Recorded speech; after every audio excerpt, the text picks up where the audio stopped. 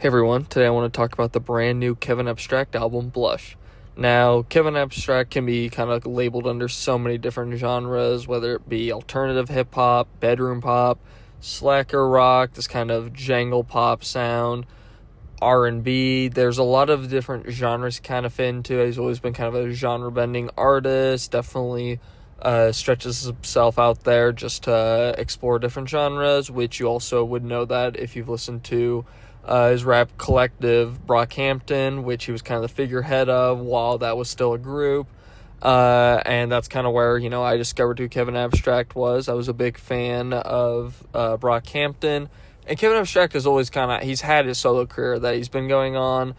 His last album, Blanket, he released a couple years ago. He released Arizona Baby even before that. So he's still been doing a solo career and still been kind of working behind the scenes even after Brockhampton, which is always good to see.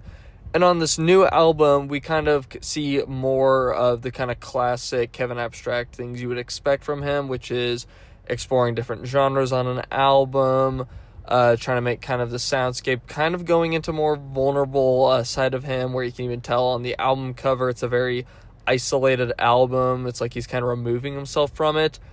And while the concept of that seems fine, it does kind of pen a bit poorly when you consider at a lot of songs on here he does kind of take a backseat on.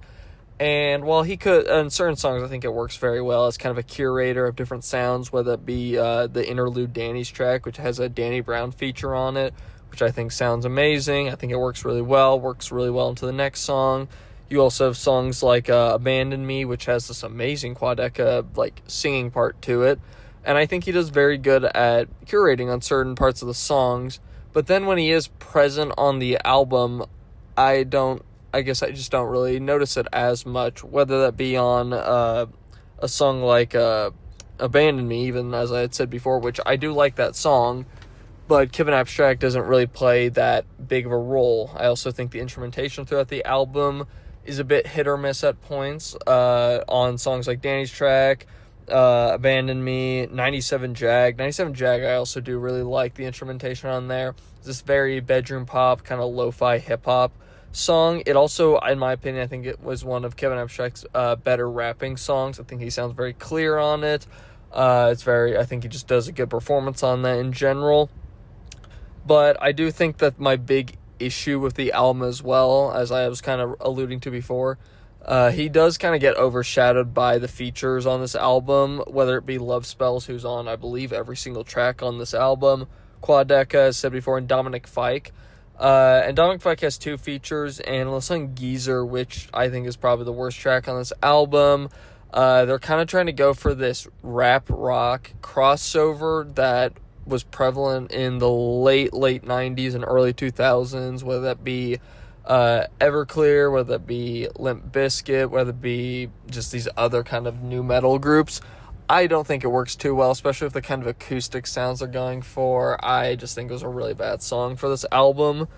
And then the other thing just to kind of go over is, while I do like each individual genre that Kevin Abstract goes for, I think he kind of stretches himself a bit too thin on this album, more so on this album than on his previous one, Blanket, which I did also kind of think he couldn't really push into those genres as much as maybe he should have, just because he had to focus on so many different things at one time.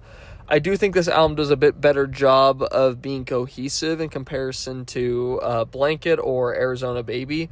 Just in general, I think the songs, at least, it feels almost like a playlist, which I do kind of like that. Each song on its own isn't horrible. You could kind of listen to each song individually.